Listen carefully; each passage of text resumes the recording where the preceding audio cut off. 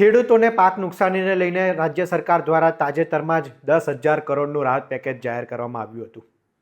ભાજપના નેતા આ રાહત પેકેજને ઐતિહાસિક પેકેજ કહી રહ્યા હતા, પરંતુ હવે સમાચાર એવા સામે આવી રહ્યા છે કે ખેડૂતોને ટેકાના ભાવે મગફળીના વેચાણના રૂપિયા પણ હજુ મળ્યા નથી.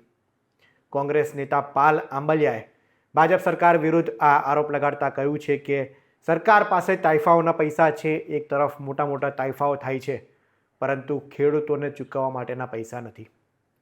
ખેડૂતો દ્વારા ટેકાના ભાવે મગફળીનું વેચાણ કરવામાં આવ્યું હતું, જેને દોઢ બે મહિના જેટલો સમય થઈ ગયો હોવા છતાં સરકાર દ્વારા તેની ચૂકવણી, તેના પૈસા આપવામાં આવ્યા નથી.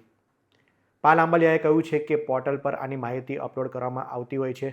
નાફેડના પોર્ટલ પર પહેલાં જે કેન્દ્ર પર ટેકાના ભાવે વેચાણ કરવામાં આવતું હોય તે કેન્દ્રવાળા આ પોર્ટલ પર અપડેટ કરતા હતા, પરંતુ ત્યારબાદ હવે વેરહાઉસ દ્વારા કરવામાં આવે છે. ત્યારે વેરહાઉસ દ્વારા હજુ સુધી પોર્ટલ પર તેની રિસિપ્ટ અપલોડ કરવામાં આવી નથી, જેના કારણે ખેડૂતોને હજી તેમના રૂપિયા મળ્યા નથી.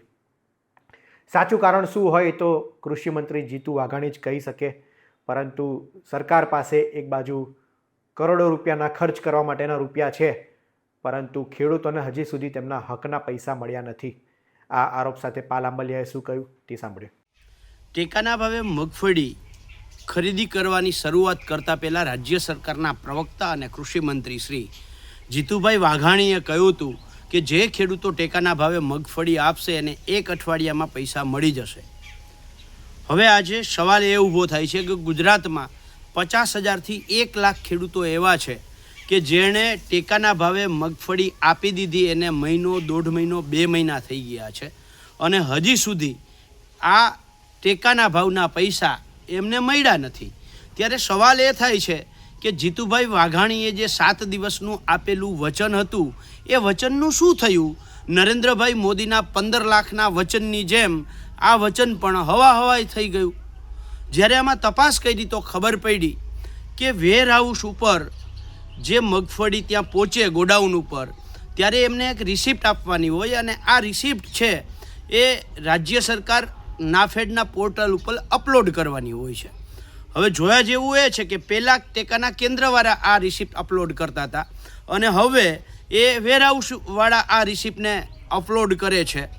હવે આ બેમાં સરકારે કંઈક ફેરફાર કર્યો છે અને સરકારની વેબસાઇટ કાયમ ગોકળ ગતિએ ચાલે છે. એ ગોકળ ગતિએ વેબસાઇટ ચાલે છે, એના કારણે એ રિસિપ્ટો અપલોડ નથી થઈ અને 1.5 મહિનાથી અપલોડ નથી થઈ, 1 મહિનો થઈ ગયો અપલોડ નથી થઈ, એટલે ખેડૂતોને પૈસા મળતા નથી.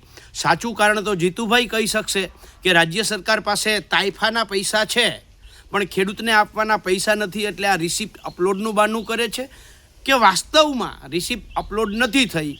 પણ જે હોય તે ગુજરાત કિસાન કોંગ્રેસની બહુ સ્પષ્ટ માંગ છે કે જે ખેડૂતોને ટેકાના ભાવે મગફળીના પૈસા 1 મહિનો થવા છતાં મળ્યા નથી એને તાત્કાલિક આપવામાં આવે, નહીંતર દરેક જિલ્લા મથકે કિસાન કોંગ્રેસ આવા ખેડૂતોને સાથે લઈ અને કલેક્ટરશ્રી સમક્ષ આંદોલન કરશે.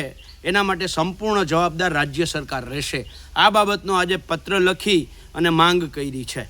પાલ આંબલિયા કહી રહ્યા છે કે સરકાર દ્વારા ખેડૂતોના રૂપિયા રોકી રાખવામાં આવ્યા છે, કે આની પાછળનું સાચું કારણ શું છે તે તો ભાજપ સરકાર જ કહી શકે, પરંતુ ખેડૂતોને તાત્કાલિક રૂપિયાની ચૂકવણી કરવામાં આવે તેવી તેમણે માંગ કરી છે.